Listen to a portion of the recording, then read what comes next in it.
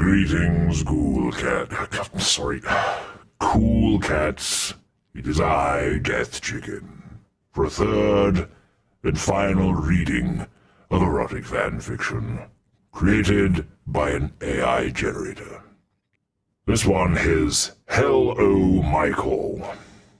The night was thick with fog in Haddonfield. Jack-o'-lanterns flickered, knives gleamed, and somewhere in the distance babysitters trembled.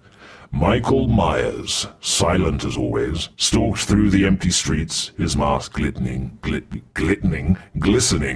the moonlight. But tonight, something felt different, hotter, steamier, almost hellish. The pavement cracked open, glowing red with molten lust. From the fiery pit rose Diablo, the primeval. From the video games, wings unfurling, horns gleaming, tail lashing with infernal authority. His voice boomed like 1,000 bass drops. Who dares prowl this night with such silent passion? Michael tilted his head, knife catching the glow. This feels awfully lot like Jason Voorhees and the Devil. Or was that Jason Voorhees and the Grim Reaper? I forget. I can't even remember anymore. Anyway, so he tilted his head, knife catching the glow. He didn't speak. He never did. But his breathing through the mask grew heavier, like a man with a very particular interest. Diablo smirked, flames licking his fangs. The strong and silent type. You know, I like a man of mystery. He leaned in, embers crackling off his skin. And that mask, deliciously kinky. Michael didn't flinch. Instead, he stepped closer, chest rising and falling with a slow, deliberate rhythm. His knife lowered, not in surrender, but in invitation. Ooh, Diablo purred, tail curling like a devilish finger beckoning. So stoic, so stabby. You and I, Michael, we're not so different. I terrify souls for eternity. You terrify babysitters on weeknights. It's hot. The mask glinted. Michael's silence said it all. Diablo circled him, wings brushing against Michael's jumpsuit with a heat that could char fabric. What do you say, my masked marauder? Care to dance with the devil? Michael tilted his head again, knife flashing once in the firelight. Then, with the faintest grunt, a sound so rare it could make Dr. Loomis faint, he stepped forward, pressing chest to scaled inferno. Diablo roared with delight.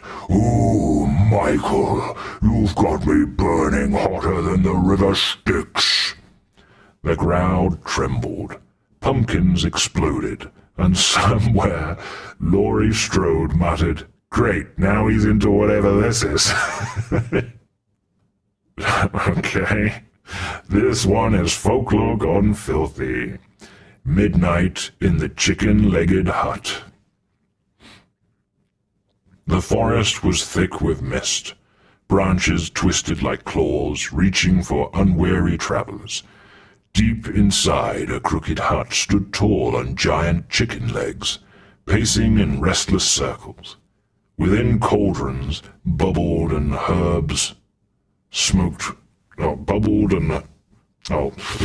me read this again. Within, cauldrons bubbled and herbs smoked, while Baba Yaga stirred her pot, humming a wicked tune. Another lonely night, she croaked, tossing a frog into the brew. Just me, my hut, and a soup that never quite satisfies. The shadows in the corner stirred. A voice, smooth as nightmares, whispered, Lonely are we? Oh no, that's not... Okay, that wasn't Baba Yaga. Lonely are we? The fire sputtered as the bogeyman stepped out of the dark, not to be mistaken for Oogie Boogie. This is just the bogeyman. Long fingers curling, coat flowing like shadows sewn together, his eyes gleaming with mischief. his grin wide enough to make even wolves whimper. Baba Yaga froze, ladle midair. Well, well, the bogeyman himself lurking in my hut. Brave or stupid? He slithered closer, fingers brushing along the crooked wooden walls. Neither, just hungry, and not for soup. Baba Yaga cackled, lightning crackling outside. Oh, you smooth shadow. Do you think you can handle a woman who sleeps in a hut with chicken legs? My appetite would snap you in two. The bogeyman leaned in, voice like velvet smoke. Maybe I live under beds. I know about monsters with appetites. Her cauldron hissed, bubbling over like a flustered chaperone. She arched a wiry brow, running a gnarled finger down his chest. Careful, shadow boy. I bite. And I, he whispered, wrapping his long fingers around her ladle, hide in closets. I love things that bite. The hut itself shuddered, chicken legs stamping like an excited puppy. Baba Yaga shoved him against the cauldron, steam rising between them. You want heat, bogeyman? I'll give you a taste you won't forget. He grinned wider, shadow fingers curling up her arm. Darling, scare me silly.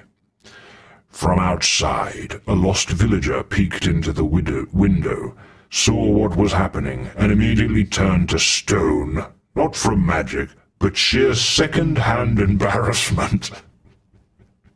And in that chicken-legged hut, witch and shadow began a dance of claws, teeth, and innuendos so steamy the forest itself whispered, "We do not talk about what we saw here."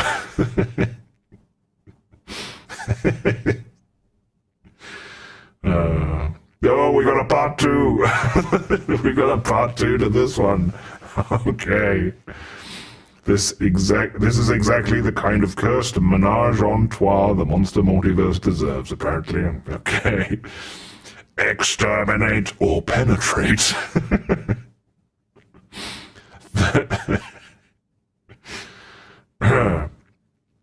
The chicken-legged hut stomped restlessly in the midnight forest. Inside, Baba Yaga and the bogeyman were locked in a steamy tangle of shadows and cackles, cauldron bubbling like a noisy third wheel.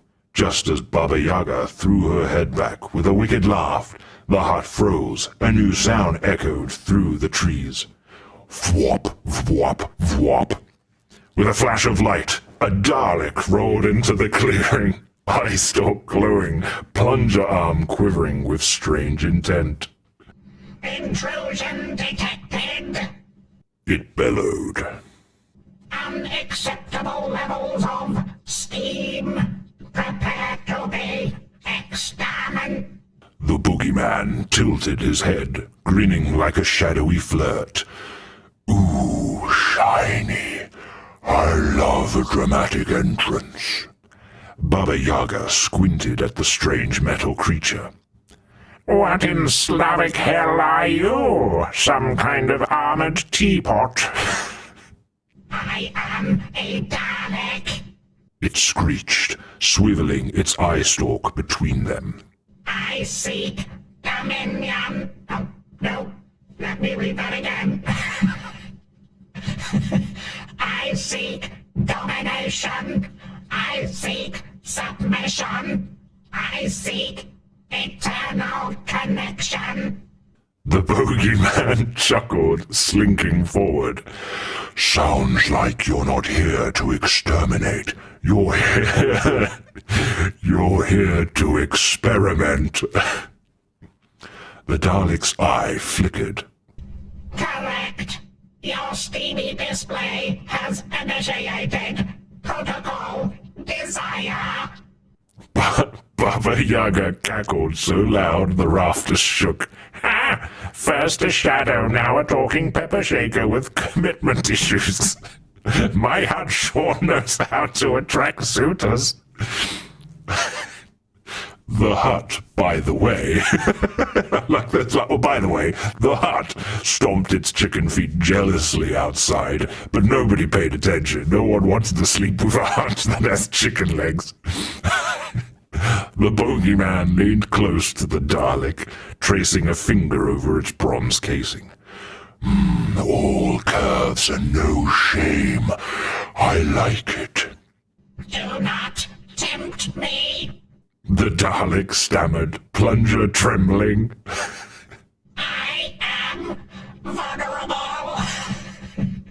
Papa Younger slid between them, hair sparking with static, lips curling into a wicked grin. Boys, don't fight. There's plenty of baba to go around. The Dalek emitted a series of confusing mechanical moans, echoing through the forest like an unholy fax machine. The bogeyman grinned wider, shadows wrapping around both of them like a velvet curtain. And so in that hut on chicken legs, a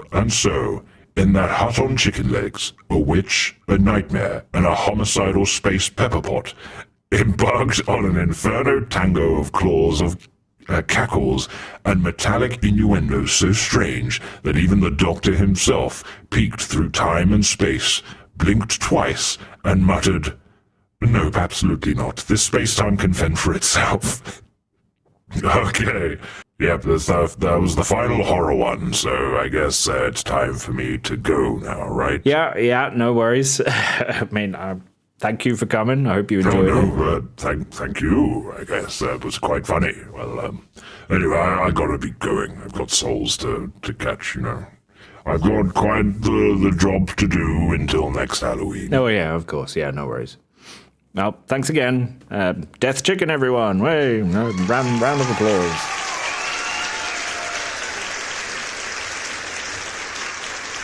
Okay, so we still got time for some more, so I'll read you some more. I like that I could find the voice for the Dalek. So this one. Now, this is the kind of cursed Looney Tunes meets Golden Age cartoon crossover. Okay. That's all for foreplay.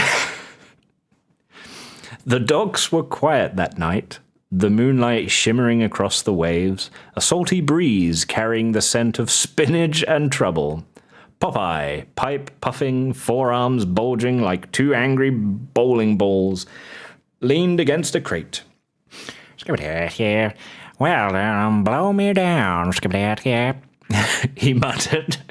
I could use some... I guess it depends on the cartoon. I remember him like this. "Well, blow me down," he muttered. "I could use me some company tonight." From the shadows waddled a familiar stammer. I just looking for the pig pen, but this'll do. My worst Porky Pig. It was Porky Pig, suspenders straining, eyes wide as he took in the muscled sailor before him. Popeye squinted. "Well, if it ain't a little pork chop in a bow tie, aren't you a sight for sore sailor eyes?" Porky blushed, tugging at his suspenders. "Well, you're not so bad yourself. Those arms look like they could squeeze the juice out of a watermelon." Popeye flexed, veins popping like ropes on a shipmast. "These forearms aren't just for squeezing, piggy boy. They're for pleasing." I'm gonna keep doing that because it's Popeye. I know he didn't really do that much in the cartoons, but I don't know. Porky let out a nervous giggle snort, but stepped closer, eyes glued to Popeye's anchor tattoos. I've never seen such a bulk." With a wicked grin, Popeye popped open a can of spinach. Well, watch this, swiney miney. He gulped it down, muscles swelling like a storm at sea. Porky's jaw dropped. Boys! Oh, boys! Popeye swept him up effortlessly, cradling the pig like a prized ham. You know, Porky, I got a soft spot for critters that stutter. Makes me feel all melty inside. Give me the Porky squeaked, snout twitching. That's all, folks. But also, not yet. Well, then it's not all yet. What kind of line was that? That's all, folks, but not yet. The two of them tumbled behind the crates, laughter, giggles, and sailor growls echoing across the dock. The tide slapped the pier in rhythm, and even Olive Oil, peeking from a distance, rolled her eyes, muttered, "Oh, brother," and went back home. The stars twinkled above, the waves crashed, and together Popeye and Porky discovered that sometimes love isn't about words. Sometimes it's about pipes, pork, and a whole lot of spinach-fueled passion. Oh, okay. This one's a chef-kiss cursed brilliance. Narf of war. The night was quiet on Mount Olympus. Too quiet. The gods had all retreated to their chambers, wary of the brooding warrior who now paced the marble halls. Kratos, muscles carved like the mountains themselves, growled as his blades of chaos clinked against his thighs. Another night alone, cursed by fate. From behind a pillar, a goofy voice piped up. Gee, Brain, are we pondering what I think we're pondering? But it wasn't the brain. It was Pinky, ears twitching, tongue lolling, holding a chunk of feta cheese like it was an engagement ring. Kratos froze, scarred brow furrowing. Who are you? Pinky bounded over, tail wagging like a love-struck puppy. I'm Pinky, Zort, and you must be Mr. Angry Muscly Chains Pants. Core, look at those pecs. You can bounce drachmas off those babies. Kratos grunted. I am the ghost of Sparta. I slay gods. Pinky tilted his head dreamily. Oh, sounds kinky, narf. Kratos blinked. Nobody had ever responded to his broodiness with unfiltered enthusiasm. Pinky poked one of Kratos' abs and squealed. Blimey, that's harder than the brain's morning coffee. You must work out. It's my curse, Kratos rumbled. I mean, the curse didn't give him muscles. Well, it's my blessing, Pinky giggled, clinging to Kratos' arm like a koala. You're like a big, grumpy cuddle machine with swords, narf. Kratos' lip twitched, the closest thing he had had to a smile since ever. You are a fool, he muttered. Yep, Pinky chirped.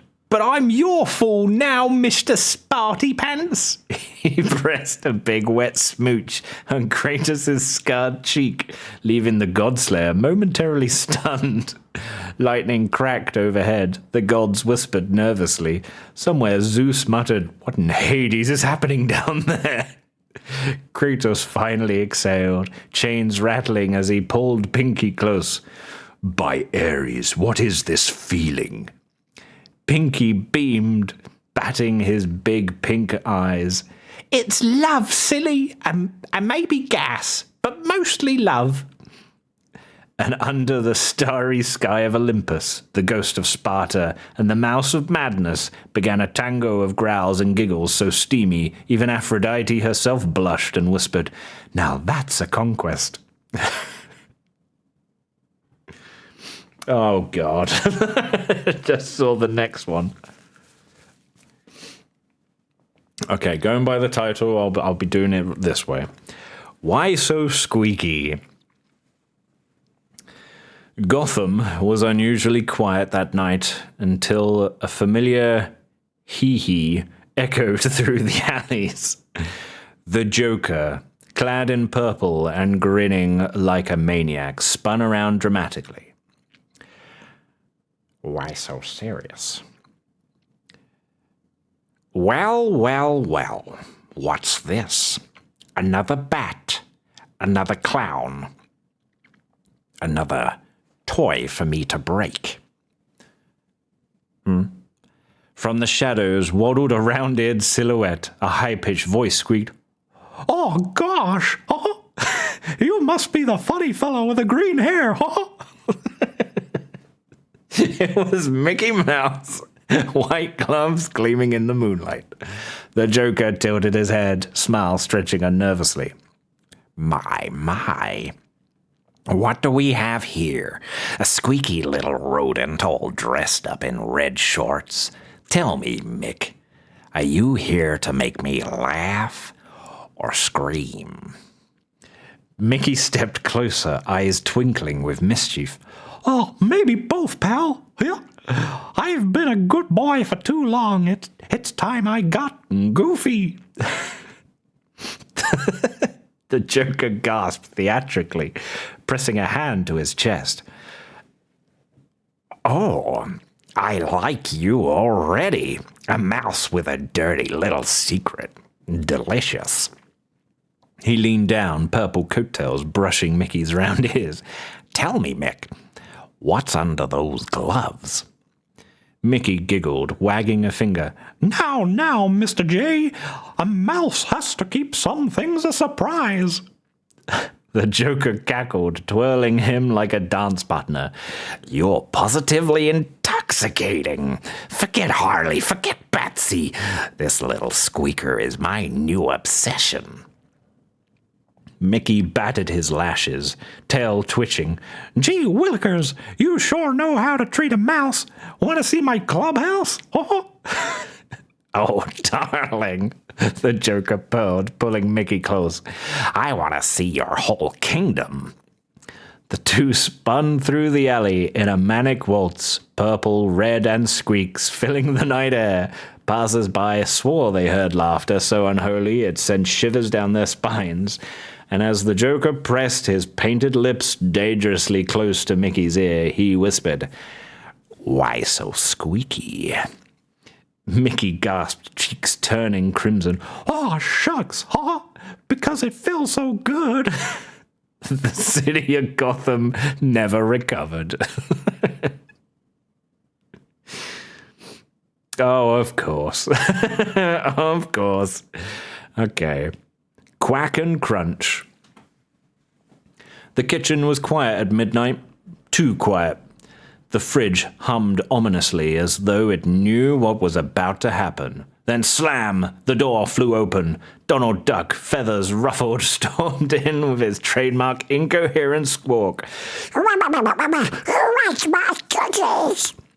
From the shadows, a low growl echoed. Then a pair of googly eyes appeared, glowing with desire. "Me, how does he talk? Me, cookie. Me ate cookies." It was Cookie Monster, crumbs clinging to his blue fur like trophies of passion. He licked his lips slowly. "They delicious, but not as delicious as you." Donald froze, beak dropping open. "What? You trashy, you fuzzball. You can't trust."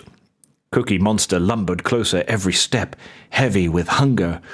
"Me want more than cookies tonight. Me want duck a la mode." Donald's feathers puffed out, cheeks burning. "You better not make what I think you made." Cookie Monster leaned down, his hot cookie breath making Donald's sailor hat spin sideways. "Me mean exactly what you think." Donald sputtered, flapping his wings helplessly. "Ah, sorry. You've got me in a jam. Or maybe peanut butter. The fridge rattled as Cookie Monster pressed Donald against it, crumbs raining down like confetti. Me insatiable, me wild, me monster. Donald's voice cracked into squeaky quacks. You're a menace. A delicious familiar menace. Cookie Monster growled, running a furry finger down Donald's chest. C is for cookie. But tonight, C is for chemistry. Donald's eyes swirled, beak trembling between protest and surrender. Finally, he let out a strangled quack. Nuts. I mean, cookies. The two tumbled into a flurry of feathers and crumbs, their laughter and moans echoing through the pantry. Outside, Pluto peeked in, took one look, and ran yelping into the night. And from that day forward, Donald could never look at a plate of cookies the same way again. What, did they play Soggy Biscuit? That's all I can think of. Oh, this one might ruin my throat.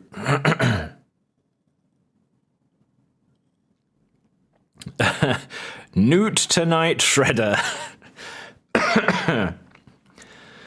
The Foot Clan's lair was silent, save for the scrape of steel being sharpened. Shredder, all blades and menace, stood brooding beneath flickering torches. I am the terror of turtles, the master of metal, the...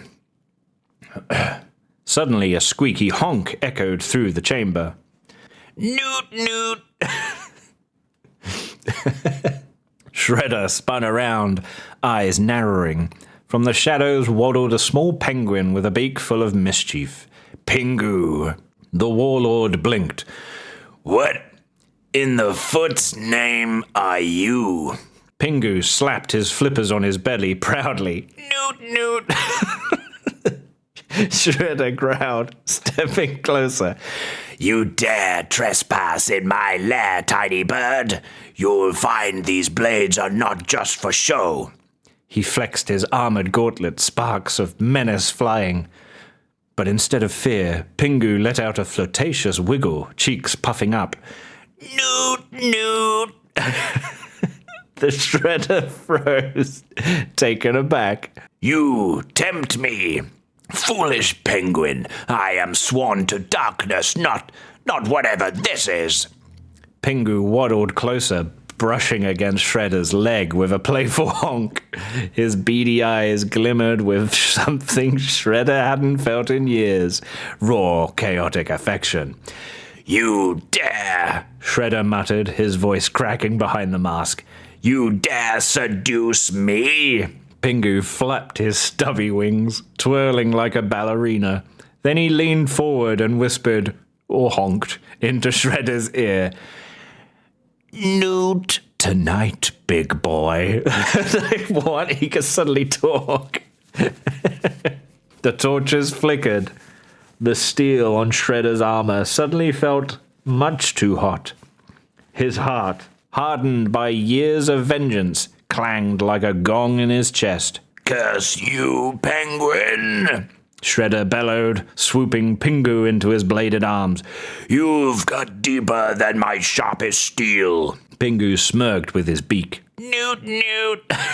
And in that dark lair between blades and beaks, villain and penguin began a dance of danger and desire so scandalous that even Splinter, watching from the shadows, whispered, "I've seen enough," and shuffled away. Okay, there's a reasonable amount. Maybe got another 1 or 2 episodes though. I'll end it here. There may be more. I feel like if there is more footage of Miracle Warriors, then we'll continue. But if we've run out of footage and the game is over, there you go. We've completed Miracle Warriors, but I have a feeling it might still be going. So, if there is still more footage, then I will see you next time for some more erotic fan fiction. But until then, have a good rest of the week, and I will catch you cool cats later. Bye-bye!